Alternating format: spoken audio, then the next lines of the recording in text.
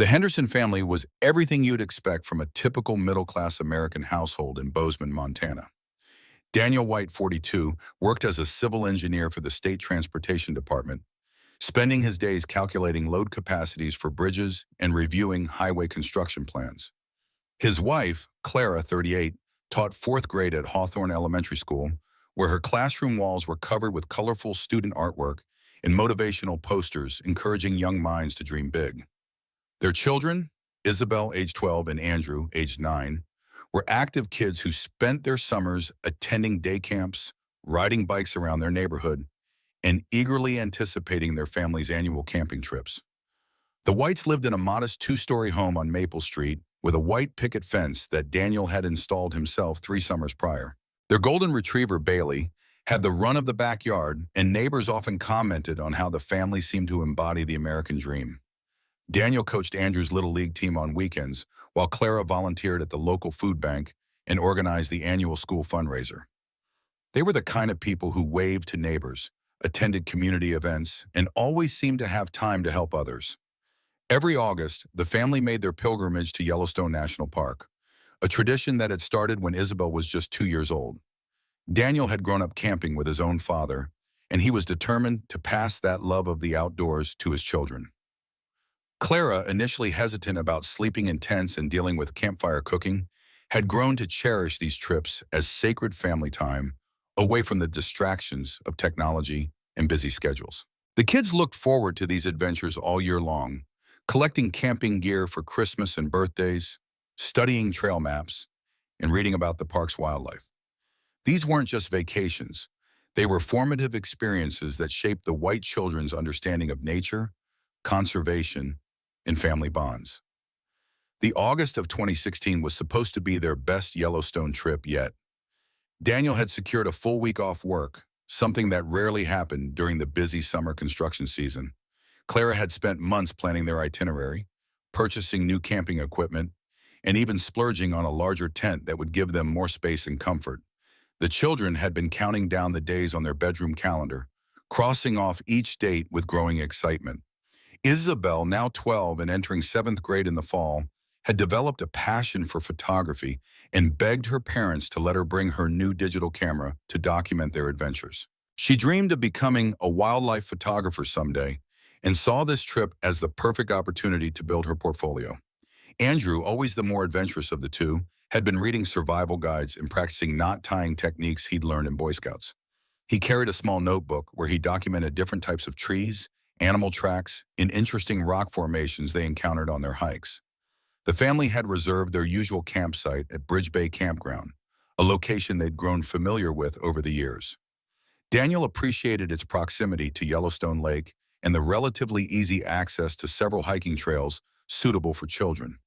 Clara loved the campground's amenities, including clean restrooms and a small camp store where they could purchase any forgotten supplies. The kids enjoyed the evening ranger programs and the opportunity to meet other families from across the country. Their planned itinerary included visiting Old Faithful, hiking the easier portions of the Grand Canyon of Yellowstone Trail, and taking a scenic drive through Lamar Valley to spot wildlife. Daniel had also marked several lesser-known trails on his map, areas that offered more solitude and better opportunities for the children to experience the wilderness without crowds of tourists. One trail in particular had caught his attention during his research, a moderate 5-mile loop that wound through dense forest and alongside a small creek, eventually leading to a scenic overlook with panoramic views of the park's backcountry. The weather forecast for their week looked perfect. Sunny skies with afternoon temperatures in the mid-70s and cool evenings ideal for campfires. Daniel had checked and double-checked their gear list, ensuring they had appropriate clothing for temperature changes, first aid supplies, plenty of water, and emergency communication devices. As an engineer, he approached trip planning with meticulous attention to detail, always preparing for multiple contingencies. Clara had prepared detailed meal plans and had even pre-made some camping recipes at home to make cooking easier at their campsite. She packed Isabel's favorite trail mix and Andrew's preferred granola bars, knowing that keeping the children well-fed and happy was crucial for successful family adventures. The night before their departure, The entire family gathered in the living room to review their planned activities and discuss safety rules that had become family traditions over the years. Remember, Daniel told his children, as they sat around their coffee table with maps spread out before them. We stay together on all trails. We listen to mom and dad at all times, and if anyone gets tired or doesn't feel well, we speak up immediately. Isabel and Andrew nodded solemnly, understanding that these weren't just suggestions, but essential rules for wilderness safety. They had heard these reminders before every camping trip, but their parents never tired of reinforcing the importance of caution and preparation.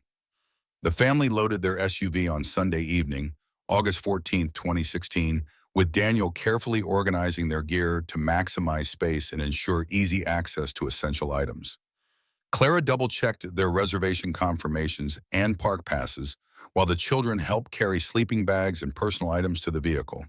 Bailey watched from the front porch, tail wagging, but somehow sensing that this adventure didn't include him. The dog would stay with Clara's mother, who lived just 20 minutes away, and always enjoyed having Bailey for extended visits.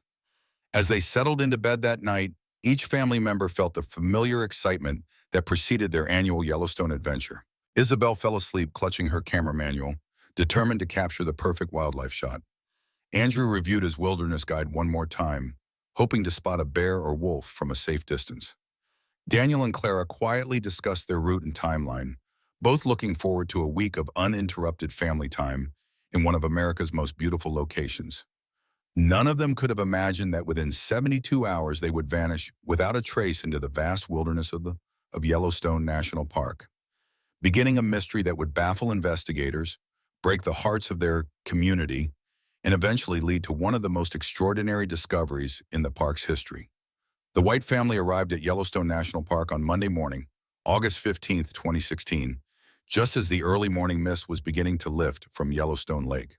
The drive from Bozeman had taken just under 2 hours, with the children pressed against the windows as familiar landmarks came into view.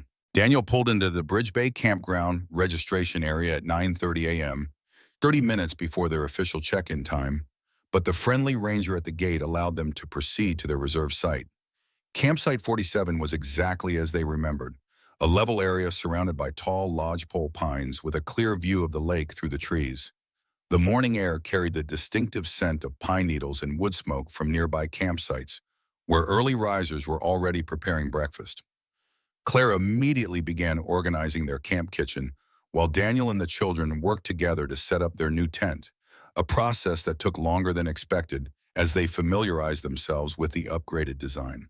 "Dad, this tent is huge," Andrew exclaimed as they secured the final guidelines. The new 6-person tent indeed provided significantly more space than their previous model, with room for all 4 sleeping bags plus a central area where they could store gear and play cards during evening hours. Isabel had already claimed the corner nearest the mesh window, positioning her sleeping bag to maximize natural light for reading her photography magazines. The first 2 days of their vacation unfolded exactly as planned. They visited Old Faithful, where Andrew timed the eruption with his new digital watch, recording the data in his wilderness notebook. Isabel captured dozens of photos of tourists gathered around the famous geyser, practicing different angles and lighting techniques. On Tuesday, they hiked the South Rim Trail of the Grand Canyon of Yellowstone, where Clara helped Isabel set up shots of the lower falls, while Daniel pointed out geological formations to Andrew. Tuesday evening found the family gathered around their campfire, roasting marshmallows and sharing stories with neighboring campers from Wisconsin. The conversation inevitably turned to hiking recommendations, and it was then that Daniel learned about the Cascade Creek Trail from Marcus Johnson, a retired park ranger who was camping 2 sites over with his wife. "It's one of the hidden gems," Marcus explained, his weathered face animated in the firelight. "Most tourists stick to the main attractions, but Cascade Creek offers everything: wildlife, beautiful scenery, and real wilderness experience. The trail follows an old Native American route, and there's an overlook about 4 miles in that'll take your breath away." He described a moderate 5-mile loop that matched perfectly with what Daniel had researched, though Marcus's firsthand knowledge provided details no guidebook could offer. "The creek runs year-round," Marcus continued, "so you'll see plenty of wildlife coming to drink, especially in the early morning hours. Just last week, my grandson spotted a family of elk near the second bridge crossing." Isabel's eyes lit up at the mention of wildlife photography opportunities, while Andrew scribbled notes about elk behavior in his notebook. Daniel studied Marcus's hand-drawn map on a napkin, noting the trail markers and key landmarks. The retired ranger emphasized that while the trail was well maintained, hikers should stick to the marked path, especially in the more remote sections where the forest grew dense and creek noise could mask important audio cues about direction. Weather's been perfect lately, Marcus added, glancing at the clear, star-filled sky above them. You folks picked a great week to be here. Just remember to start early. The trail can get warm by midday, and you'll want to be back before the afternoon thunderstorms that have been rolling through around 3:00 down. Wednesday morning dawned crisp and clear, with temperatures in the low 50s and not a cloud in the sky. Daniel woke at 5:30 a.m., as was his habit on camping trips, and quietly prepared coffee on their camp stove while the rest of the family slept. By 6:15 a.m., the aroma of bacon and eggs had roused everyone from their sleeping bags. Clara packed their day packs with extra water, trail mix, sandwiches, and first aid supplies, while Isabel checked her camera battery bays and Andrew reviewed the trail description one more time. They left their campsite at 7:45 a.m., driving the 20-minute route to the Cascade Creek trailhead that Marcus had described. Daniel signed the trail register, noting white family of 4 and their expected return time of 2:00 p.m. The wooden trail sign indicated a moderate difficulty level with an elevation gain of 800 feet over the 5-mile loop. Clara snapped a photo of the family standing beside the trailhead sign, all 4 of them smiling and eager to begin their adventure. The first mile of trail wound gently through mature forest, with Andrew immediately spotting tracks in the soft earth that he identified as elk based on his Boy Scout training. Isabel lagged behind occasionally, stopping to photograph interesting light patterns filtering through the canopy and unusual rock formations alongside the trail. The family maintained their usual hiking formation, Daniel in the lead, followed by Andrew, then Isabel, with Clara bringing up the rear to ensure no one fell behind. At the first creek crossing, they paused for water and snacks. The bridge was a simple log structure with rope handrails spanning a clear mountain stream about 8 foot wide. Andrew knelt beside the water to examine what he thought might be trout in the deeper pools, while Isabel experimented with photographing the moving water using different shutter speeds. Clara consulted their map and estimated they had covered approximately 2 miles in just over an hour, putting them slightly ahead of their planned schedule. Should we push on to the overlook? Daniel asked, checking his watch. According to Marcus's directions, it's about another 1.5 miles, and the weather couldn't be more perfect. The family agreed unanimously, everyone feeling energetic and excited about reaching the scenic viewpoint that Marcus had described so enthusiastically. The trail beyond the first bridge began to climb more steadily, winding through increasingly dense forest, where the canopy blocked much of the sunlight. Here, the forest felt more primeval, with massive fallen logs covered in moss and towering trees that Clara estimated to be well over 100 years old. The sound of Cascade Creek grew more distant as the trail veered away from the water, following what appeared to be an old game trail that Marcus had mentioned. It was at approximately 10:20 a.m., according to Daniel's later reconstruction of events, that Isabel called out from behind the group, "Mom, Dad, wait up, I think I dropped my lens cap back there." The family had just navigated around a particularly large fallen tree that blocked the trail, requiring them to step carefully over moss-covered bogs and through dense undergrowth. "How far back?" Clara asked, already moving to retrace their steps with Isabel. "Just around that big tree," Isabel replied, pointing back along the trail they had just traversed. "I remember taking it off to clean my lens, and I thought I put it in my pocket, but it's not there."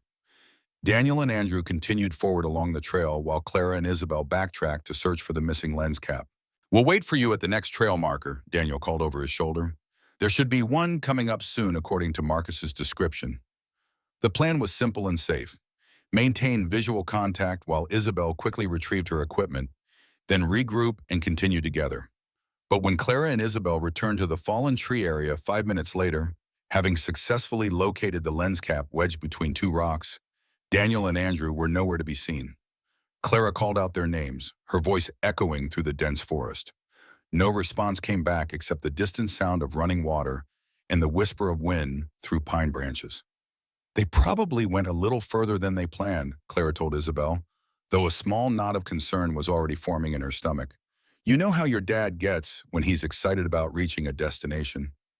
They continued forward along the trail, expecting to catch up with Daniel and Andrew at any moment. But as they walked for 10 minutes, then 15, then 20, without any sign of Daniel and Andrew or any trail markers, Clara's concern transformed into genuine worry.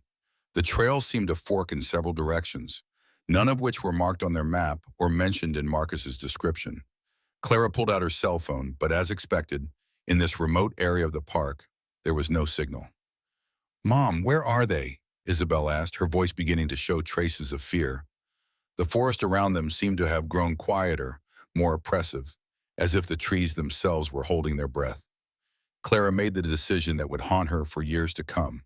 Instead of immediately returning to the trailhead to seek help, she chose to continue searching, convinced that Daniel and Andrew were just around the next bend, perhaps delayed by a wildlife sighting or a particularly interesting geological formation that had captured Andrew's attention. But as the morning stretched into afternoon, and as their calls echoed unanswered through the vast wilderness of Yellowstone, Clara began to understand that something had gone terribly, inexplicably wrong.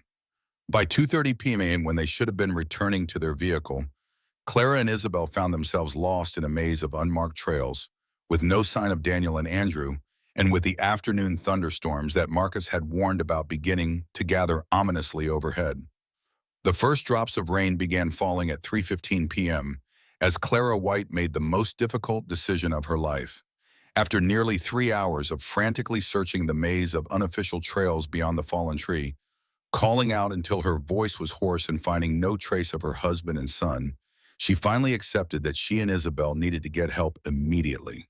The approaching thunderstorm made their situation increasingly dangerous, and Clara realized that staying lost in the wilderness would only create more victims. "We're going back to the trailhead," she told Isabel, trying to keep her voice steady despite the panic clawing at her chest. "Dad and Andrew are smart. They'll find shelter and wait for us to bring help." But even as she spoke these reassuring words, Clara couldn't shake the terrifying questions racing through her mind. How had Daniel, an experienced outdoorsman who had hiked these mountains for years, simply vanished without a trace? The return journey to the parking area took them nearly 2 hours. Clara had to retrace their steps carefully, using landmarks she had photographed earlier to navigate back through the increasingly confusing network of trails.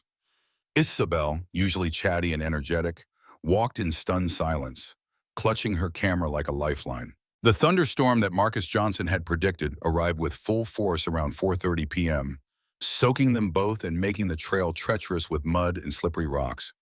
When they finally reached the Cascade Creek trailhead at 5:20 p.m., Clara immediately drove to the nearest ranger station at Bridge Bay.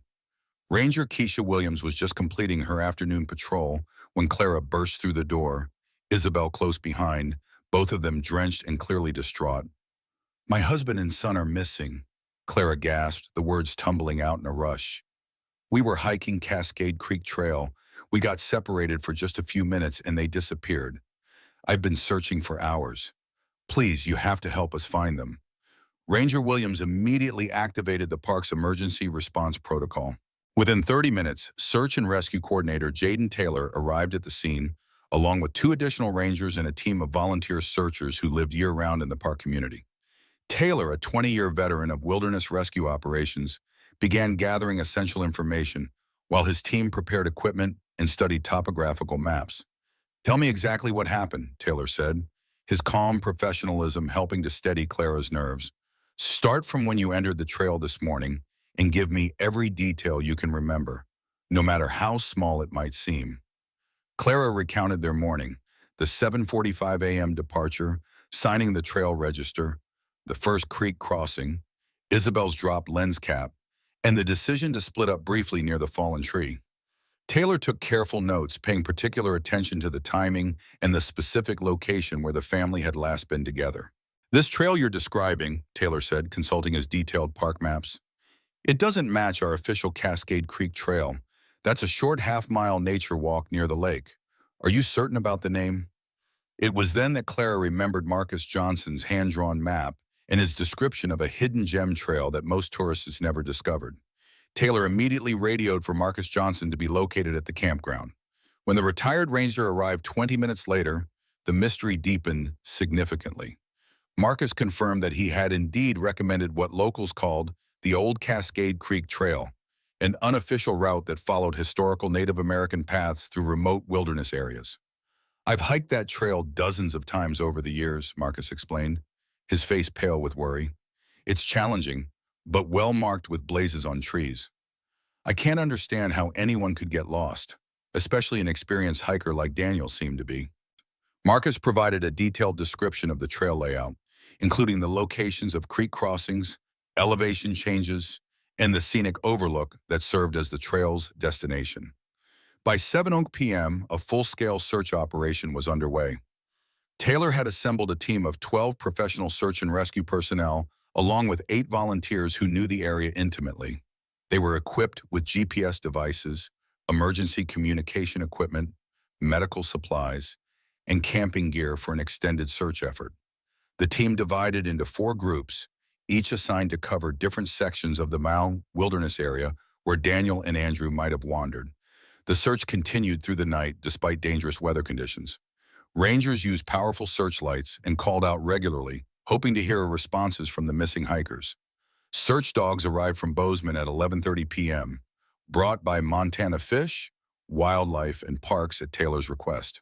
The German Shepherds, trained specifically for wilderness tracking, were given scent samples from Daniel and Andrew's clothing and immediately began working the trail. What they discovered was baffling. The dogs followed the family's scent to the exact location Clara had described, the area near the fallen tree where they had separated. But beyond that point, the trail went cold. The dogs circled the area repeatedly, clearly detecting Daniel and Andrew's scent, but unable to determine which direction they had traveled.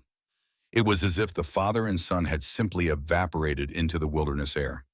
"In 30 years of search and rescue," Taylor later told the media, "I've never encountered anything quite like this. We have a clear scent trail that ends abruptly with no indication of the direction of travel. It's extremely unusual for experienced hikers to leave no trace whatsoever."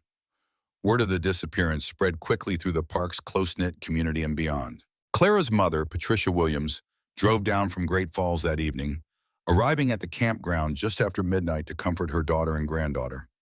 The camping neighbors, including Marcus Johnson and his wife, established an informal support network, providing meals and emotional support while maintaining vigil for any news. By Thursday morning, the search had expanded dramatically. Additional search and rescue teams arrived from surrounding counties, bringing the total number of searchers to over 40 people. Helicopter support was requested from the National Guard with aerial reconnaissance, beginning at first light. The choppers flew grid patterns over thousands of acres of wilderness, their crews scanning for any sign of the missing hikers or emergency signals. The story caught the attention of regional media on Thursday afternoon when local news stations received tips about the missing family. By Friday morning, news trucks from as far away as Denver and Salt Lake City had arrived at Yellowstone, drawn by the mysterious circumstances of the disappearance. The story had all the elements that captured public attention: a wholesome American family, a beautiful national park setting, and the baffling mystery of how 2 people could vanish without leaving any trace. Similar to many infamous cold case files throughout America's national parks, the White family disappearance was beginning to take on an almost mythical quality.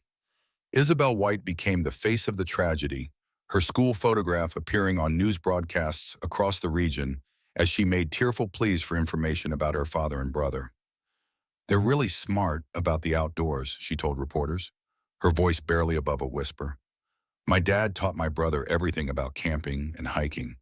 They wouldn't just get lost. Something else must have happened." The search operation continued for 8 full days, becoming one of the largest wilderness search efforts in Yellowstone's history. Teams scoured over 50 square miles of rugged terrain, following every game trail, checking every cave and rock shelter, and investigating every possible route that Daniel and Andrew might have taken. Searchers worked in dangerous conditions, navigating steep terrain, dense forest, and unpredictable weather that included 2 more severe thunderstorms. Volunteers from the Bozeman community arrived daily to join the search effort. Daniel's co-workers from the State Transportation Department used their engineering expertise to analyze topographical maps and suggest areas where lost hikers might naturally gravitate. Clara's fellow teachers organized fundraising efforts to support the search operation and provide meals for the dozens of volunteers. Despite the massive effort and advanced search technology, no trace of Daniel and Andrew White was ever found. No clothing, no equipment, no footprints, no emergency signals, nothing that would indicate where they had gone or what had happened to them. The search dogs continued to lose the scent at the same location every time, as if the missing hikers had been lifted directly into the air. On August 24th, 9 days after the disappearance, Search and Rescue Coordinator Taylor made the heartbreaking decision to officially suspend active search operations. "We have exhausted all reasonable search areas," he announced at a press conference that drew national media attention. "We will continue to investigate any new leads or evidence that emerges, but we cannot continue to risk the safety of search personnel in what has become an increasingly futile effort." The announcement devastated Clara White and her family, but Taylor's decision was supported by search and rescue protocols. The vast wilderness area had been thoroughly covered multiple times, and continuing the search would require resources that needed to be available for other emergencies throughout the region. As the media trucks departed and the volunteers returned to their normal lives, Clara White faced the incomprehensible reality that her husband and son had simply disappeared into the wilderness without explanation. The case was officially classified as a missing persons investigation, remaining open indefinitely with the hope that future hikers might discover evidence that would finally solve the mystery. What began as a family vacation had become one of those mysterious nest stories that would be told around campfires for years to come, an unexplained disappearance that joined the annals of America's most baffling wilderness mysteries. The White family case would eventually become recommended study material for aspiring cold case detective trainees across the country, a textbook example of how the wilderness could swallow people without leaving a single clue behind. But in the weeks that followed, as Clara struggled to rebuild her life with Isabel and cope with the devastating loss, neither she nor the investigating authorities could have imagined that the answer to their questions lay not in some tragic accident or misadventure, but in an extraordinary story of survival that was still being written deep in the heart of Yellowstone's vast wilderness. The months following the disappearance transformed Clara White's world into a landscape of impossible choices and unbearable questions. In September 2016, just 3 weeks after the search was officially suspended, she faced the agonizing decision of whether to return Isabel to school or take extended leave to continue looking for Daniel and Andrew. Her mother, Patricia, had temporarily moved in to help with daily routines, but the house on Maple Street felt hollow and strange without the sounds of Andrew's video games and Daniel's evening news programs. Isabel, now 13 and starting 8th grade, struggled with survivor's guilt and recurring nightmares about the forest. She refused to use her camera for months, the device serving as a painful reminder of that final morning when taking the perfect photograph had seemed so important. School counselor Mrs. Davidson worked with Isabel twice weekly, helping her process the trauma of watching her family disintegrate in the span of a few hours. "I keep thinking I should have been faster finding my lens cap," Isabel confided during one of their sessions. "If I hadn't dropped it, if I had been more careful, we never would have separated. Dad and Andrew would still be here." Mrs. Davidson patiently explained that survivor's guilt was a normal response to trauma, but Isabel's rational mind struggled to accept what her heart refused to believe. Clara returned to teaching in October, finding that the routine of lesson plans and parent conferences provided structure to days that otherwise felt meaningless. Her 4th grade students, initially curious about their teacher's family tragedy, soon adapted to Clara's new reality with the resilience that children often display. However, colleagues noticed fundamental changes in her personality. The easy laughter was gone, replaced by a watchful intensity that never quite relaxed. The White case remained active in the Park Service's files, with Ranger Taylor checking in monthly for the first year and quarterly thereafter. Occasional tips came in from hikers who thought they had spotted signs of habitation in remote areas, but each lead ultimately resulted in disappointment.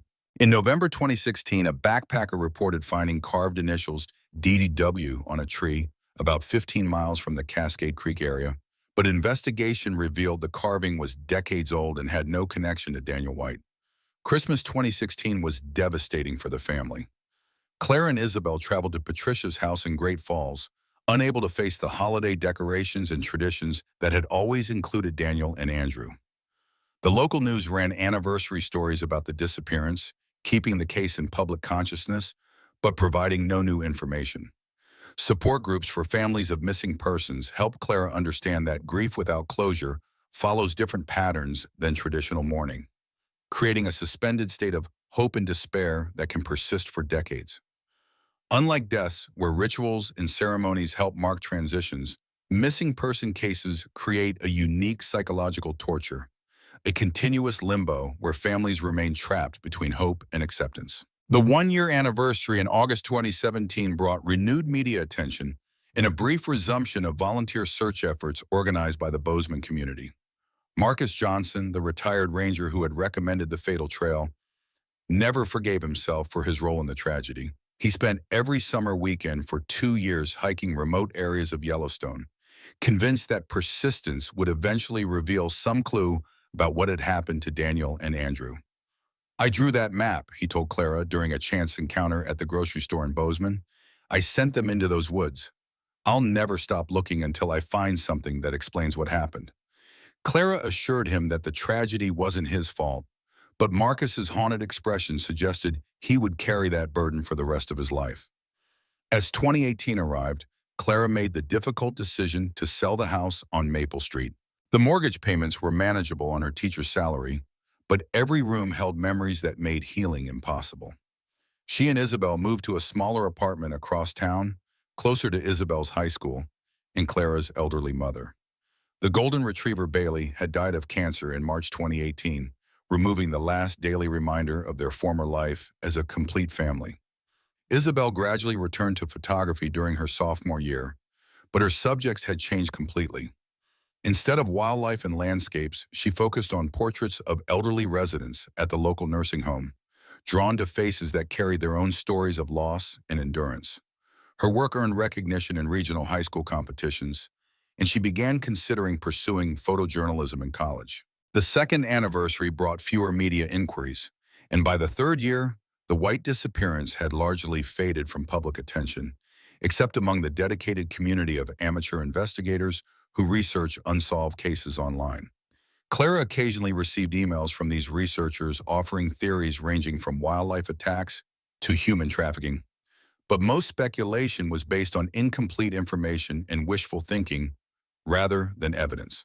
One such amateur sleuth, who ran a YouTube channel called Cold Case Files Unlocked, contacted Clara in late 2019 with what he claimed was new information.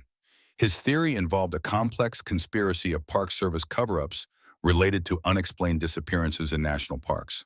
While Clara politely declined to appear on his channel, the interaction highlighted how the mystery had taken on a life of its own in certain corners of the internet, becoming part of the modern folklore of unexplained wilderness vanishings. In 2019, Clara began dating again, a development that surprised her friends and family who had witnessed her complete devotion to keeping Daniel and Andrew's memory alive. Darnell Robinson, a fellow teacher who had quietly supported her through the worst periods of grief, gradually became a source of companionship and stability. Their relationship progressed slowly, with both understanding that Clara's healing process couldn't be rushed or forced. Isabel initially struggled with her mother's new relationship, feeling as though accepting Darnell meant abandoning hope for her father and brother's return.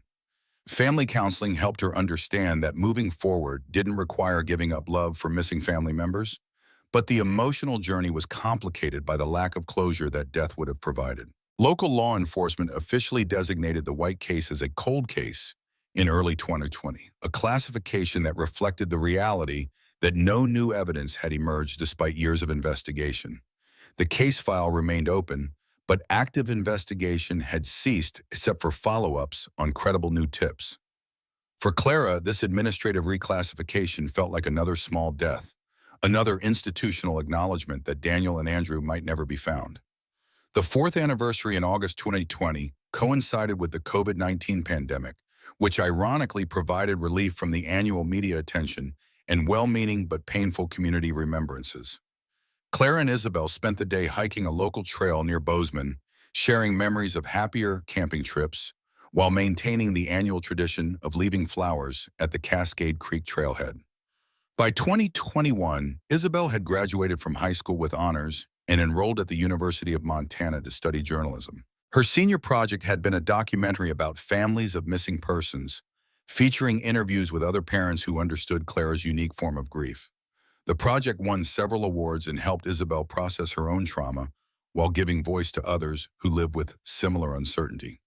Clara and Darnell married in a small ceremony in June 2022, 6 years after the disappearance. The wedding was bittersweet, held in Patricia's backyard with only immediate family present. Isabel served as maid of honor, and they included two empty chairs decorated with wildflowers to represent Daniel and Andrew's presence in spirit. The gesture helped integrate their memory into Clara's new beginning rather than treating it as a betrayal of the past.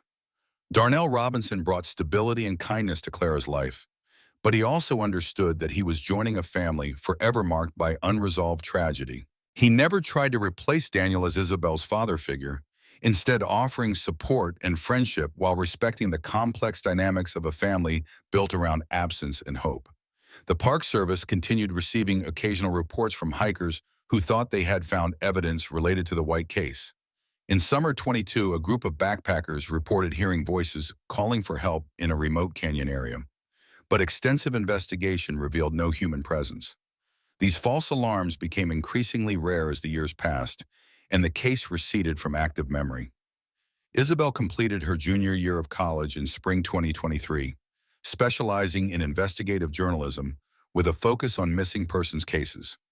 Her professors noted her unusual maturity and dedication to stories involving families in crisis. She had established a scholarship fund at her high school for students pursuing careers in emergency services, honoring her father and brother's memory while creating something positive from tragedy. By August 2023, exactly 7 years after the disappearance, Clara had built a new life that acknowledged the past while embracing possibilities for the future. She had learned to live with uncertainty, to find meaning despite unanswered questions, and to maintain hope without allowing it to prevent moving forward. Isabel had grown into a thoughtful young woman whose experiences with loss had shaped her into someone uniquely qualified to tell stories about human resilience. Neither Clara nor Isabel expected that their 7-year journey of healing and adaptation was about to be shattered by a discovery that would challenge everything they thought they knew about survival, hope, and the power of the human spirit to endure against impossible odds. The wilderness that had taken Daniel and Andrew White was finally ready to reveal its secrets. But the truth would prove more extraordinary and unsettling than anything they had ever imagined. As August 2023 approached with its familiar anniversary rituals and inevitable media inquiries, the White women prepared for another year of remembrance and gradual healing. They had no way of knowing that deep in the Yellowstone wilderness, park rangers were about to hear something that would transform their understanding of what had happened on that terrible morning 7 years earlier. Ranger Terrence Washington was 2 hours into his routine backcountry patrol on the morning of August 18, 2023, when he first heard something that made him stop dead in his tracks. Washington, a 15-year veteran of Yellowstone's Ranger Service, was conducting his weekly inspection of remote trail conditions in the Thoroughfare region, approximately 12 miles southeast of the area where the White family had vanished 7 years earlier. The sound that caught his attention was so unexpected, so completely out of place in the vast wilderness, that he initially thought his mind was playing tricks on him. It was singing. Children's voices harmonizing in a melody he couldn't quite identify, echoing faintly through the dense forest from somewhere deeper in the canyon below his position. Washington stopped his ATV and removed his helmet, straining to listen more carefully. The singing continued for another seconds before fading into the ambient sounds of wind and distant water. "Base, this is Washington," he radioed to the district headquarters. "I'm at coordinates 44.1892, 100 Montana name 57, and I'm hearing what sounds like children singing in the backcountry. Requesting backup for investigation." Washington had investigated hundreds of false alarms over the years, sounds that turned out to be wind through rock formations, animal calls that mimicked human voices, or acoustic tricks played by canyon echoes. But this was distinctly human, distinctly young voices in an area where no children should have been within 50 miles. Ranger Keisha Williams, now the district supervisor who had first responded to Clara White's frantic plea 7 years earlier, immediately dispatched additional personnel. Washington's report triggered memories of the White case, though the location seemed too distant to be connected. Within 2 hours, a team of 4 rangers was hiking into the remote canyon, equipped with GPS tracking, emergency medical supplies, and communication equipment. The terrain Washington had described was challenging, even for experienced wilderness professionals. The canyon dropped steeply from the main trail, requiring careful navigation through loose rock and dense undergrowth. Old growth trees created a canopy so thick that GPS signals became unreliable, and the sound of a hidden creek somewhere below made communication difficult. Ranger Williams led the team, following game trails and natural corridors that seemed to lead toward the source of the mysterious singing. At approximately 2:30 p.m., after 3 hours of careful descent, the team heard the voices again. This time, the singing was closer and more distinct. Definitely human, definitely young, with what sounded like 2 different voices harmonizing in a song that Williams thought she recognized as an old camping tune. The melody echoed off canyon walls, making it difficult to pinpoint the exact location, but the team pressed forward with growing excitement and apprehension. "Hello," Williams called out, her voice carrying through the forest. "Yellowstone Park Rangers, can you hear us?" The singing stopped immediately, followed by a silence so complete that the Rangers could hear their own heartbeats. Then, after what felt like an eternity, a young voice responded from somewhere ahead of them. "Are you real Rangers?" The voice was cautious, uncertain, with a Montana accent that suggested American origins rather than international tourists. "We've been waiting for real Rangers for a very long time." Williams felt her pulse quicken as she followed protocol for contact with lost persons. "Yes, we're Yellowstone Park Rangers. My name is Keisha Williams. Are you hurt? Do you need medical assistance?" She gestured for her team to spread out and approach carefully, understanding that scared or traumatized individuals might flee if they felt cornered. "We're okay," came the response. "Closer now. But there's 4 of us, and we've been here for a really long time. Are our families still looking for us?" The question sent chills through Williams's spine. 4 individuals claiming to have been lost for an extended period in a remote area where no recent missing person reports had been filed. As the team moved forward through a thick stand of lodgepole pines, Williams began to make out shapes ahead. What appeared to be a well-constructed shelter built against a large rock outcropping, nearly invisible from above and completely hidden from any established trail. "My God," whispered Ranger Washington as the scene came into full view. The shelter was clearly a long-term survival structure built with sophisticated knowledge of wilderness living. Logs had been carefully fitted together and chinked with moss and mud, creating walls that would provide insulation and weather protection. A small fire pit with a carefully designed smoke dispersal system explained why no aircraft had ever spotted the location. Gardens of edible plants grew in cleared areas, and a complex system of water collection and storage suggested years of careful development. Standing near the shelter entrance were 2 young men who looked to be in their late teens, both with long hair, beards, and clothing that appeared to be handmade from animal hides and salvaged fabric. Despite their primitive appearance, both appeared healthy, alert, and surprisingly well-nourished for individuals who had allegedly been surviving in the wilderness. "Andrew?" Williams asked quietly, her training in missing persons cases suddenly connecting impossible dots. "Andrew White?" The taller of the 2 young men stepped forward, his eyes filling with tears. "Yes, ma'am, I'm Andrew White. This is my dad, Daniel." He gestured toward the shelter entrance where an older man was emerging, followed by what appeared to be a young girl, perhaps 10 or 11 years old. Daniel White, now 49 years old but looking far older with his weathered face and completely gray beard, approached the Rangers with a mixture of relief and apprehension. The man who had disappeared 7 years earlier was recognizable, but transformed, lean and hardened by years of wilderness living, moving with the confident gait of someone completely adapted to outdoor survival. "Are Clara and Isabel safe?" were his first words, his voice thick with emotion. "My wife and daughter, they made it out safely, didn't they? We've been hoping, praying that they got help and went home." The question revealed the depth of his sacrifice.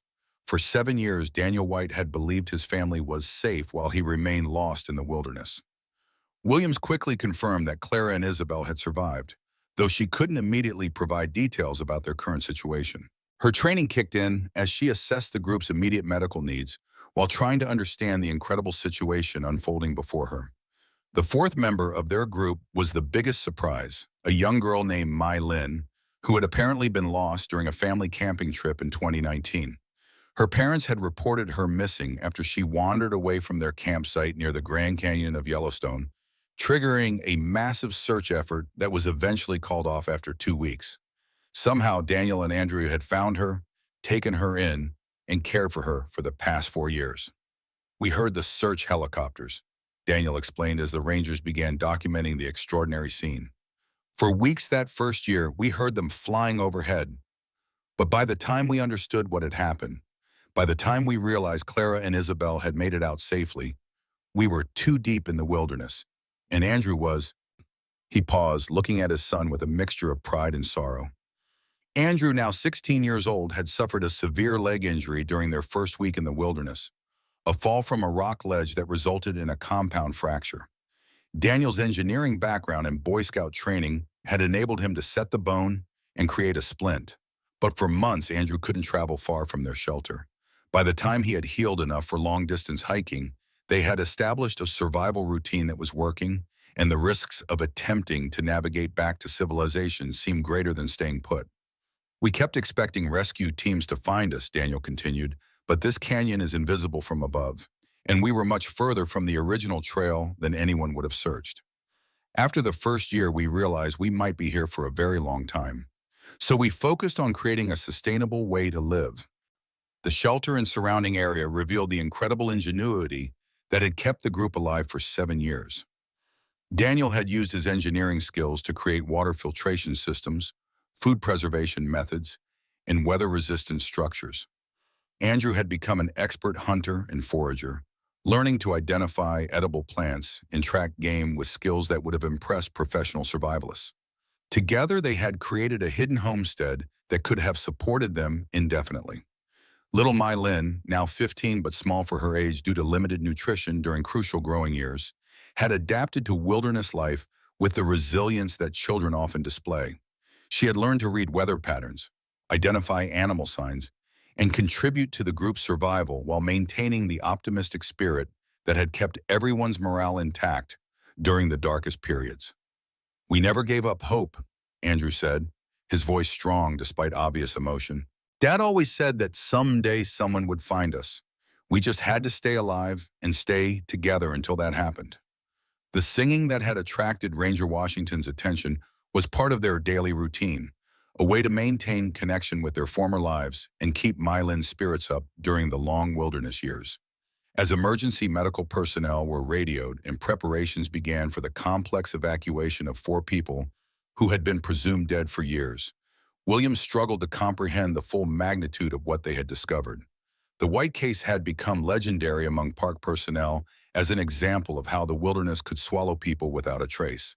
Now that same wilderness was revealing that sometimes, against all odds, people could not only survive, but create new ways of living that challenged every assumption about human adaptability and resilience. The rescue that followed would become one of the most complex and emotionally charged operations in Yellowstone's history. But for now, Williams simply stood in amazement at the proof that hope, determination, and love could overcome even the most impossible circumstances. After 7 long years, what many experts had classified as an unsolvable cold case was about to be spectacularly cold case solved in a way that defied all conventional wisdom about wilderness survival. Like the most extraordinary of Nest stories, the White family saga was entering a new chapter, one that would challenge investigators, wilderness experts, and medical professionals to reconsider everything they thought they knew about human endurance and adaptability in extreme conditions. For Daniel, Andrew, and Mai Lin, the journey back to civilization was just beginning. For Clara and Isabel, a miracle they had stopped hoping for years ago was about to transform their carefully reconstructed lives. And for the thousands of families across America with missing loved ones, the White family's extraordinary survival would reignite the most dangerous emotion of all: hope. The evacuation of Daniel White, Andrew White, and My Lin from their hidden canyon sanctuary required a coordinated effort involving multiple agencies and specialized equipment. Due to the steep terrain and the survivors' weakened condition after years of limited nutrition, park officials decided against attempting to hike them out through the treacherous route the rangers had used to reach them. Instead, a helicopter evacuation was arranged, requiring the creation of a temporary landing zone by clearing trees from a small meadow approximately half a mile from their shelter. Dr. Mara Jackson, Chief of Emergency Medicine at Yellowstone Regional Medical Center, was part of the medical team that first evaluated the survivors on August 19, 2023. Her initial assessment revealed that while all three individuals showed signs of chronic malnutrition and vitamin deficiencies, they were remarkably healthy considering their ordeal. Their vital signs were stable, their mental acuity was excellent, and they showed no signs of serious injury or disease, Dr. Jackson reported. From a medical standpoint, their survival was nothing short of miraculous. Andrew White required immediate orthopedic evaluation for his leg injury, which had healed improperly and left him with a permanent limp. X-rays revealed that Daniel's field treatment had actually been quite effective, preventing infection and allowing the bone to mend, though not in perfect alignment. Corrective surgery was recommended but not urgently needed.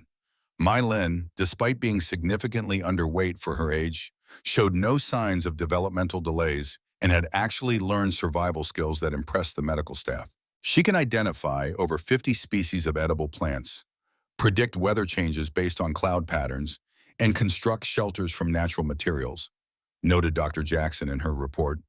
These are not skills typically found in suburban teenagers. Meanwhile, the news of the miraculous discovery spread rapidly through official channels. Keisha Williams personally contacted Clara White on August 19th, just hours after the helicopter evacuation was completed. The phone call that would forever change Clara's life came as she was grading summer school papers in her small apartment. "Mrs. White, this is Ranger Keisha Williams from Yellowstone National Park," the voice said when Clara answered. "I need you to sit down. I have some extraordinary news." Clara later described feeling a sudden weightlessness, as if the laws of gravity had been temporarily suspended. "I knew," she told reporters. Somehow, before she said another word, I knew they were alive. A mother knows. Williams carefully explained the situation, providing just enough details to prepare Clara without overwhelming her. The conversation lasted nearly 30 minutes, with Clara alternating between sobbing, asking questions, and falling into stone-bound silence. When the call ended, she immediately phoned Isabel at her summer internship in Helena. "Mom, what's wrong?" Isabel asked, hearing the tremor in her mother's voice. "They're alive," Clara whispered, hardly able to form the words. "Dad and Andrew are alive. They've been found." The reunion between Daniel and Andrew with Clara and Isabel took place at the hospital on August 20th, 2023, under carefully controlled circumstances designed to minimize trauma for all involved. Clara, who had driven through the night to reach Yellowstone Regional Medical Center, was accompanied by her husband, Darnell Robinson, and a team of counselors experienced in family reunification after extended separations. "It was like seeing ghosts come back to life," Clara later told reporters. "They looked so different, so much older. But when Andrew smiled, I saw my little boy again." The reunion was emotionally overwhelming for everyone involved, with 7 years of grief, guilt, and unanswered questions suddenly requiring immediate processing and resolution. Clara approached Daniel first, reaching out tentatively as if afraid he might dissolve at her touch. When their hands met, both collapsed into a tearful embrace that transcended the complications of their situation. "I never stopped loving you," Daniel whispered. "Every day I told Andrew stories about you and Isabel. We kept you alive in our hearts." Isabel, now 19 and a journalism student, documented the reunion with the same camera she had carried on that fateful hiking trip 7 years earlier. Her photographs of the family's first moments together became some of the most powerful images associated with the story, capturing the complex emotions of joy, disbelief, and profound relief that characterized their extraordinary reunion. Andrew, now a tall teenager with a man's beard but a boy's eyes, approached his mother and sister cautiously, uncertain of his place in their reconstituted lives. "Mom?" he said, his voice cracking with emotion. "Is it really you?" Clara gathered her son in her arms, measuring the changes in him with a mother's precise awareness. The little boy who had disappeared at 9 years old now stood taller than her, his frame lean and muscular from years of wilderness living, his eyes holding wisdom far beyond his 16 years. "My baby," she kept repeating, her hands touching his face, his shoulders, his hands, as if to convince herself that he was real. "My baby boy." The introduction of Darnell Robinson to Daniel created a moment of profound emotional complexity. The two men, connected through their love for the same woman, but separated by unimaginable circumstances, regarded each other with cautious respect. "Thank you," Daniel said simply, extending his hand to the man who had helped his wife rebuild her life. "Thank you for taking care of my family when I couldn't." Darnell, a man of quiet dignity, accepted the handshake with grace. "They never forgot you," he replied, "not for a single day." The reunion with Mylin's parents, Margaret and David Chen of Sacramento, California, took place 3 days later. The Chens had divorced in 2021, partly due to the stress of their daughter's disappearance, but they reunited to support Mylin's reintegration into modern life. Mylin, who had few clear memories of her life before the wilderness, faced unique challenges in adapting to technology, social expectations, and family dynamics she barely remembered. "She's essentially a different person than the child we lost," Margaret Chen told reporters. "But in many ways, she's become an extraordinary young woman with capabilities and wisdom far beyond her years." The story of the White family's survival broke nationally on August 22, 2020, when park officials held a press conference to explain the circumstances of the discovery. Major news networks descended on Yellowstone and Bozeman, drawn by the unprecedented nature of the story. 7-year Yellowstone survival and miracle in the wilderness became common headlines as media outlets struggled to capture the magnitude of what had occurred. Daniel White's first public statement, delivered from his hospital bed, focused on gratitude and the importance of hope. "We survived because we never stopped believing that someday we would see our family again," he said. "Every day, we worked to stay alive, not just for ourselves, but for the people we loved who were waiting for us to come home." His words resonated with audiences worldwide, transforming the White story into a symbol of human resilience and the power of familial love. Social media exploded with reactions, turning the family into reluctant celebrities almost overnight. The hashtag #WhiteFamily trended globally for nearly a week, while wilderness survival experts, psychologists, and medical professionals debated the extraordinary implications of their survival story. The transformation of a seemingly hopeless cold case into one of the most spectacular cold case solved stories in American history captured the public imagination in unprecedented ways. Survival shows, documentary filmmakers, and book publishers immediately began competing for exclusive rights to tell the White family's extraordinary story. The technical aspects of their survival fascinated wilderness experts and survival instructors globally. Daniel's engineering background had enabled him to create sophisticated water purification systems using sand, charcoal, and fabric filters. They had survived winters by stockpiling dried meat, roots, and berries, supplemented by fishing in the hidden creek that ran through their canyon. Andrew had become expert at tracking elk and deer, while Mylin had developed remarkable knowledge of edible plants and weather prediction. They essentially created a sustainable micro-civilization, explained Dr. Michael Stone, a wilderness survival expert from Colorado State University who studied their techniques. The shelter construction, food preservation methods, and resource management showed remarkable innovation and adaptation. They didn't just survive, they thrived within their environmental constraints. Investigators marveled at how a case that had stumped even the most experienced cold case detective teams had resolved itself in such an unexpected way.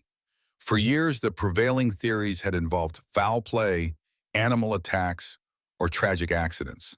No one had seriously considered the possibility that the missing father and son had created an entirely new life deep within the wilderness. The psychological impact of their ordeal became a subject of intense study. Dr. Jennifer Walsh, a trauma specialist who worked with the family during their recovery, noted that their strong family bonds and shared purpose had protected them from many of the mental health issues typically associated with extended isolation. They maintained social connections, daily routines, and hope for the future, she explained. These factors were crucial to their psychological survival. Daniel's leadership provided structure, while Andrew's natural optimism and Mylin's adaptability created a balanced social dynamic that prevented the depression and cognitive decline we often see in isolation cases. The medical community was equally fascinated by the physical adaptations the three had developed. Blood work showed unusually high levels of certain vitamins, typically associated with wild plant consumption, along with muscle density patterns consistent with constant physical activity. Their circadian rhythms had synchronized perfectly with natural daylight cycles, and their immune systems showed remarkable robustness despite limited exposure to everyday pathogens. While Daniel and Andrew recovered in the hospital, Clara and Isabel faced their own challenges in preparing for the family's reintegration. The apartment Clara shared with Darnell was too small for the expanded family, creating immediate practical concerns. More significantly, the emotional and psychological adjustments required monumental flexibility from everyone involved. Clara found herself caught between joy at the miraculous return of her husband and son and the practical reality that she had built a new life that included marriage to another man. Darnell, displaying extraordinary emotional intelligence, offered to move temporarily to a friend's apartment to give the family space to reconnect. "This isn't about me," he told Clara. "This is about healing and reunion. We'll figure out our situation later. But right now, Daniel and Andrew need you and Isabel completely." Isabel experienced her own complex emotions, thrilled by her brother's return, but also struggling to reconcile the 9-year-old boy from her memories with the self-sufficient teenager who now stood before her.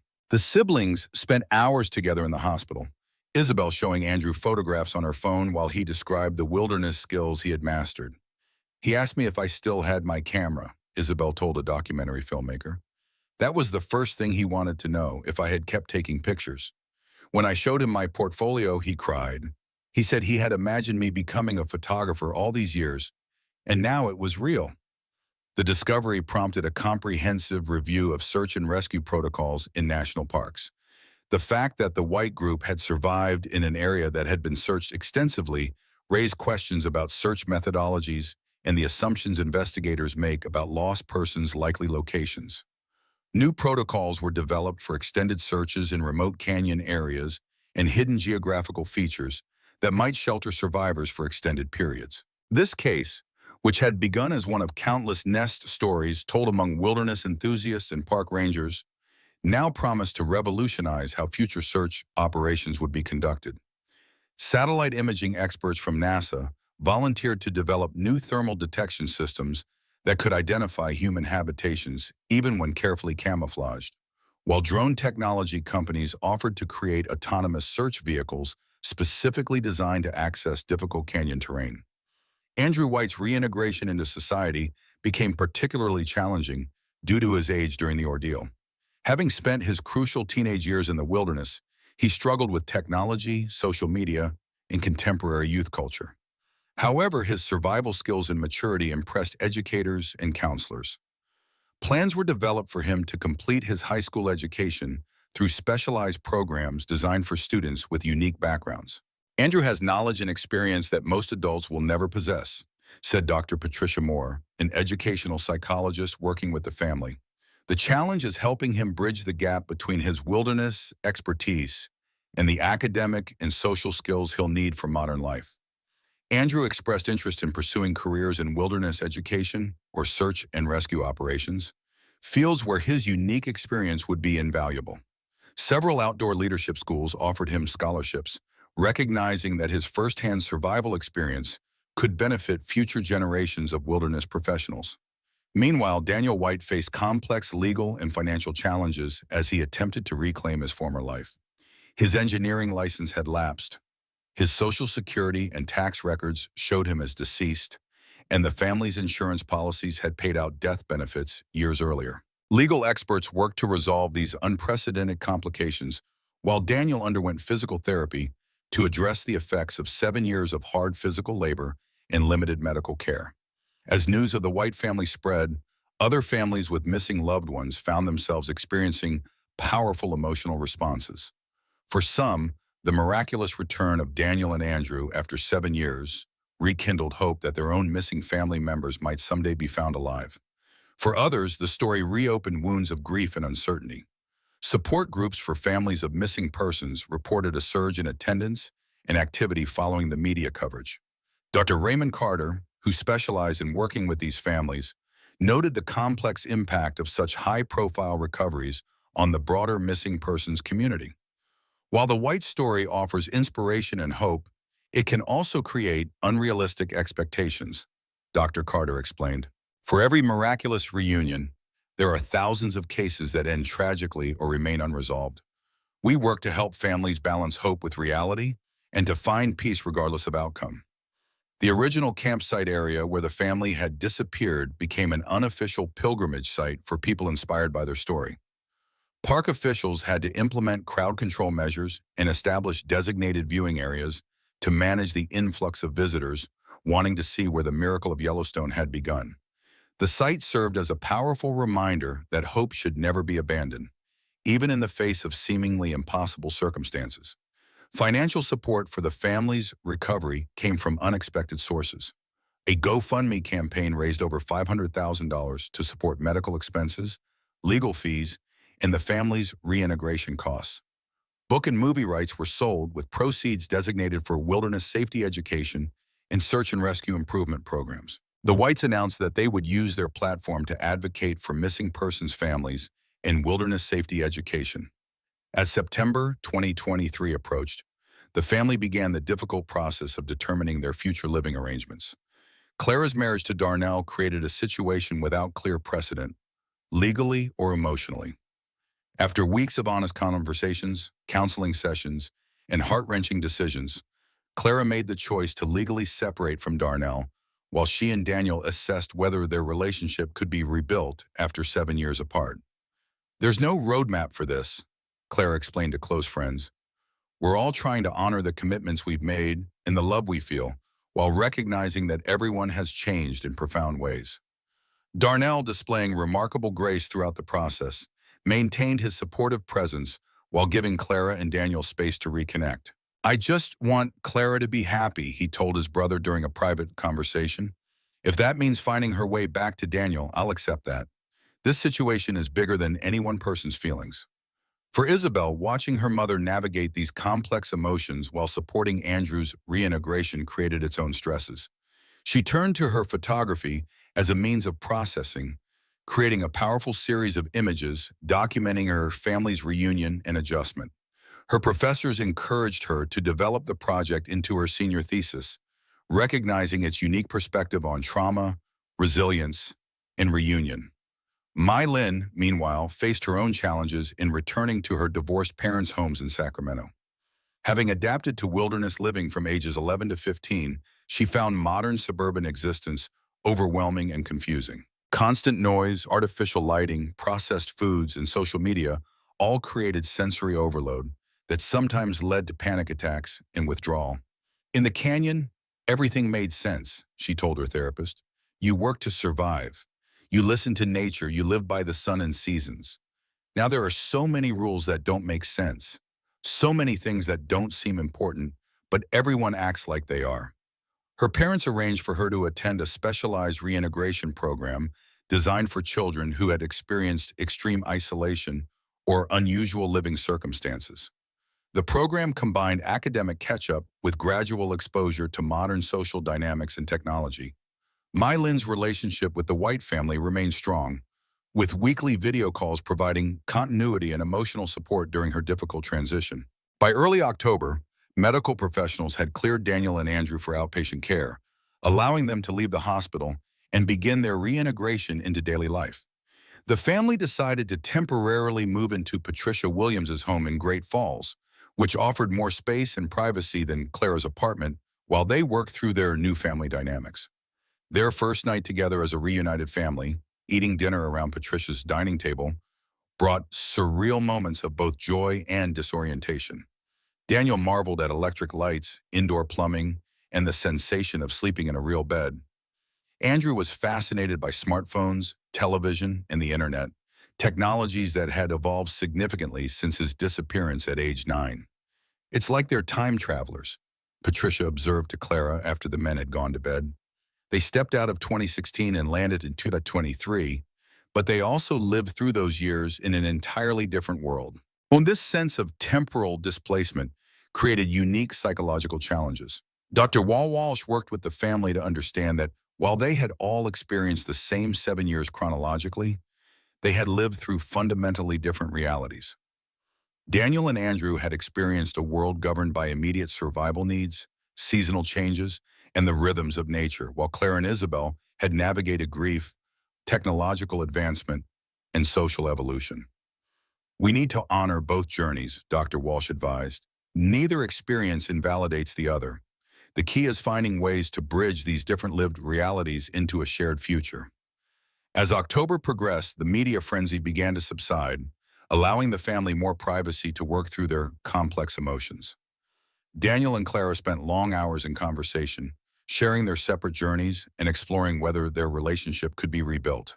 Andrew began a modified homeschool program to address educational gaps while building on his extraordinary wilderness knowledge. The story that had begun as a mysterious disappearance, that had languished for years as an unsolved cold case, and had suddenly transformed into one of the most remarkable cold case solved narratives in American history, was now entering its most human chapter.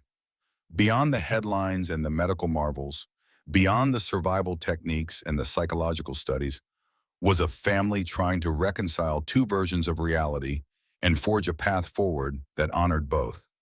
For experts in missing persons investigations, the White case represented both inspiration and caution. It demonstrated that even the most hopeless-seeming cases could have extraordinary resolutions, while also highlighting how easily humans could disappear in vast wilderness areas despite sophisticated search techniques. This case will be studied by cold case detective training programs for generations, predicted Jaden Taylor, the search coordinator who had overseen the original investigation. It challenges every assumption we make about how long people can survive, how they adapt, and where they might be found. But it also reminds us why we never fully close a case, why we keep hoping and searching even when all logical paths have been exhausted. As October drew to a close, the White family faced their next major decision, whether to return to Bozeman and attempt to rebuild their lives in the community that had supported Clara and Isabel through their years of grief, or to make a fresh start elsewhere. Whatever they decided, their extraordinary story had already secured its place in the annals of wilderness, survival, and human resilience. A remarkable journey from tragedy to miracle, from loss to rediscovery, from a seemingly hopeless cold case to a testament of endurance against impossible odds. By November 2023, 3 months after their miraculous rescue, the White family had begun navigating the complicated process of rebuilding their collective life. The extraordinary story that had captivated America was evolving from sensational headlines to the more nuanced reality of daily adaptation and healing. What had once been cataloged as one of Yellowstone's most baffling cold case mysteries was now being studied as a landmark in wilderness survival and human resilience. The family made the difficult decision to relocate to Missoula, Montana, close enough to their support networks in Bozeman, but offering the fresh start they all needed. Daniel's sister owned a spacious guest house on her property there, providing temporary accommodation while they determined more permanent arrangements. The move represented a compromise between maintaining connections with their past while acknowledging that none of them could simply resume their former lives. Clara took a leave of absence from teaching to focus on family reintegration, while Isabel transferred to the University of Montana's main campus to continue her journalism studies. Andrew enrolled in a specialized educational program that combined traditional academics with outdoor leadership training, allowing him to build on his wilderness experiences rather than treating them as a deficit to overcome. Daniel, meanwhile, faced the daunting task of professional reinvention. His engineering license had been reinstated through an expedited process that recognized the extraordinary circumstances of his absence. But technology and building codes had evolved significantly during his 7 years in the wilderness. With characteristic determination, he enrolled in continuing education courses while consulting on wilderness education programs that valued his unique expertise. "I've learned to see my experience as an asset rather than a setback," Daniel told a small gathering at a wilderness survival symposium in late November. "When you've built shelters with nothing but fallen logs and created water filtration systems from sand and charcoal, you develop a different perspective on engineering problems. There's an elegant simplicity in solutions born of necessity." The symposium marked Daniel's first professional engagement since his return, and the audience of wilderness educators, search and rescue professionals, and survival experts listened with rapt attention as he detailed the innovations that had kept his small group alive for 7 years. His presentation, titled Engineering for Survival, Lessons from 7 Years Off the Grid, would later become a foundational text for wilderness education programs nationwide. While Daniel embraced his evolving professional identity, the personal relationships within the White family required more delicate navigation. Clara and Daniel continued their careful process of reconnection, spending hours in conversation while respecting the emotional and physical boundaries necessitated by their unusual circumstances. They attended twice-weekly sessions with Dr. Walsh, the trauma specialist who had worked with them since their reunion. "What Daniel and Clara are attempting has no roadmap, Doctor," Walsh explained to colleagues at a psychiatric conference. "They're essentially trying to reconcile two complete lives, the one they shared before the disappearance and the separate lives they built during those 7 years. It's not a matter of simply resuming where they left off, but of creating something entirely new that honors both journeys." The situation with Darnell Robinson added another layer of complexity. After careful consideration, Clara and Darnell had decided to proceed with a legal separation while maintaining a respectful friendship. Darnell had accepted a teaching position in Seattle, giving everyone the space to adjust to their new reality. His compassionate understanding throughout the process had earned him the respect of the entire White family, including Daniel. "In another life, I would have considered him a friend," Daniel confided to his sister. "He loved Clara and Isabel when I couldn't be there. How could I feel anything but gratitude for that?" Andrew's adaptation to modern life proceeded with the same determination he had shown in the wilderness. At 16, he navigated the technological learning curve with remarkable patience, gradually mastering smartphones, social media, and computer skills that most teenagers acquired organically over years. His wilderness experiences had cultivated a maturity and perspective that allowed him to approach these new challenges with equanimity. "The thing about surviving in the wilderness," he told a group of high school students during a special presentation, "is that it teaches you to distinguish between what's essential and what's just noise. A lot of what seemed important before just doesn't matter when you're focused on finding food and staying warm." This wisdom, coupled with his extraordinary survival story, made Andrew something of a celebrity among his peers. Rather than being ostracized for his unusual background, he found himself surrounded by classmates fascinated by his experiences. School administrators had to implement special protocols to protect his privacy and ensure he wasn't overwhelmed by attention. Isabel, now a senior at university, channeled her experiences into her journalism studies, developing a powerful voice in advocacy for missing persons and their families.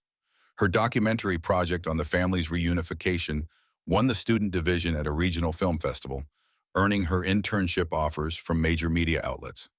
"7 years ago, I lost half my family in an instant," she narrated in the film's opening sequence. "Now I'm learning what it means to find them again, not as the people they were, but as the people they've become." Her nuanced exploration of reunion, identity, and family redefinition resonated deeply with audiences, establishing her as a thoughtful chronicler of human resilience. The White family maintained regular contact with Mai Lin, who was making her own progress in Sacramento. After initial struggles with reintegration, she had found stability through a specialized program that incorporated outdoor education and nature therapy. Her unique perspective and wilderness skills had earned her the respect of instructors and peers alike, gradually building her confidence in navigating modern society. "Mylin texts me almost every day," Andrew told Isabel during a rare moment of sibling bonding. "She says the hardest thing is explaining to people why she sometimes misses the canyon. Nobody gets it except us." That shared experience, the understanding of what it meant to live completely divorced from modern civilization, created a powerful bond between Andrew and Mylin that transcended their age difference and disparate backgrounds. Psychologists studying their case noted this connection as an important factor in both teenagers' successful reintegration. As Christmas 2023 approached, the White family prepared for their first holiday together in 7 years. The occasion carried both celebration and melancholy. Joy at their reunion mingled with awareness of the irretrievable years lost. They decided to establish new traditions rather than attempting to recreate past celebrations, acknowledging that they were, in many ways, a new family forging a new identity. Clara's mother, Patricia, hosted the gathering at her Great Falls home, creating a neutral space that carried fewer emotional associations than either Bozeman or Yellowstone. The family invited Marcus Johnson, the retired ranger whose trail recommendation had inadvertently changed their lives forever.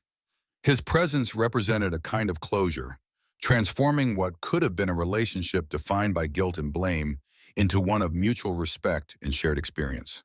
I spent years hating myself for drawing that map, Marcus confided to Daniel during a quiet moment.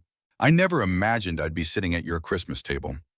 Daniel's response captured the philosophy that had emerged from his wilderness years. We can't control what happens to us, only how we respond to it.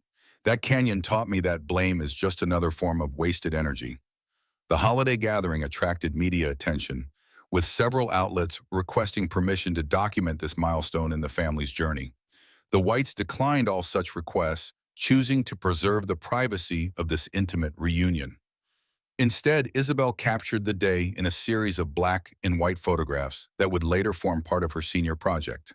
Intimate, honest images that portrayed the complex emotions of a family still learning how to be together again. As 2024 began, research teams from various disciplines continued studying the White case, recognizing its significance across multiple fields.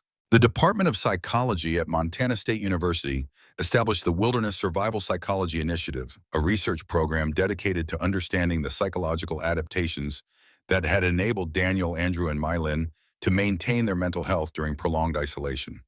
What makes this case so extraordinary from a psychological perspective, explained Dr. Melissa Chen, the program's director, is that unlike most isolation studies, these individuals created a functioning social unit with clear roles, routines, and purpose.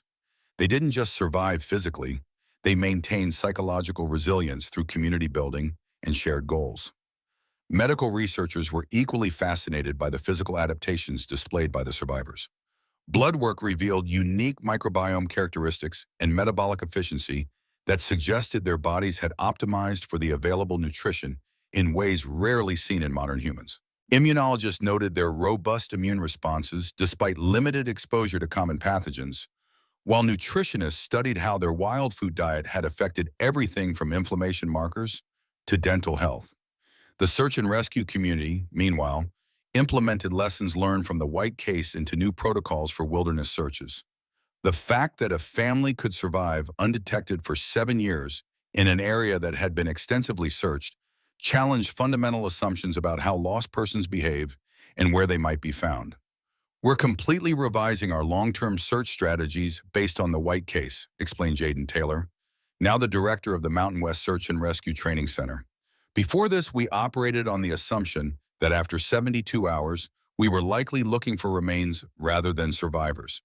The Whites have forced us to reconsider everything we thought we knew about human survival capacity. Taylor had incorporated the case into his training curriculum, using it to teach aspiring cold case detective specialists and wilderness search coordinators about the limitations of conventional thinking. The location where Daniel and Andrew had created their shelter, a hidden canyon invisible from above and accessible only through a narrow, easily overlooked passage, had become a textbook example of how terrain features could conceal human presence, even from the most sophisticated search technology. By spring 2024, the family had settled into a tentative new normal. Daniel had secured a position with a sustainable architecture firm that valued both his engineering background and his unique experience with primitive building techniques. Clara had returned to teaching, though she now worked with high school students rather than elementary education.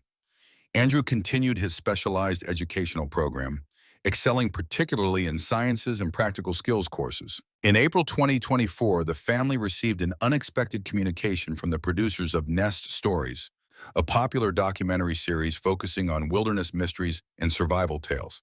The production team offered the Whites complete editorial control and a substantial fee in exchange for exclusive rights to tell their story. After careful family discussion and consultation with their legal advisors, the Whites agreed to participate, with the stipulation that a significant portion of the fee would establish a foundation supporting families of missing persons. The resulting 3-part documentary 7 Years in the Wild, The White Family Story, premiered in September T4 to critical acclaim and record viewership. Unlike the sensationalized news coverage that had characterized the initial discovery, the documentary presented a thoughtful exploration of the family's experience, balancing the dramatic survival narrative with the more nuanced reality of their reintegration challenges. What viewers seem most surprised by, Daniel observed during a limited press engagement, is that our story didn't end with the rescue. In many ways, that's where the real journey began. The documentary's third episode, focusing on the family's reintegration process, resonated particularly strongly with audiences. Its honest portrayal of the psychological, emotional, and practical challenges faced by all family members challenged simplistic, happily ever after narratives typically associated with rescue stories. The episode earned a prestigious Peabody Award for its sensitive handling of trauma and recovery. As the one-year anniversary of their rescue approached in August 2024, the Whites made the decision to return to Yellowstone, not as tourists, but as participants in a private ceremony organized by park officials. The visit included a helicopter tour of the canyon where Daniel and Andrew had created their wilderness home, now designated as a protected research site. For Claire and Isabel, seeing the hidden canyon for the first time provided a crucial piece of understanding that had been missing from their perspective of the experience. The sophisticated shelter, carefully tended gardens, and ingenious water systems visible from the air testified to the determination and ingenuity that had kept Daniel and Andrew alive. I always imagined them struggling in some crude shelter, barely surviving, Clara confided to Ranger Williams during the flight. I never pictured this. They created a life, not just survival. For Daniel and Andrew, the view from above offered a different kind of revelation, the realization of how completely their canyon home had been concealed from search efforts.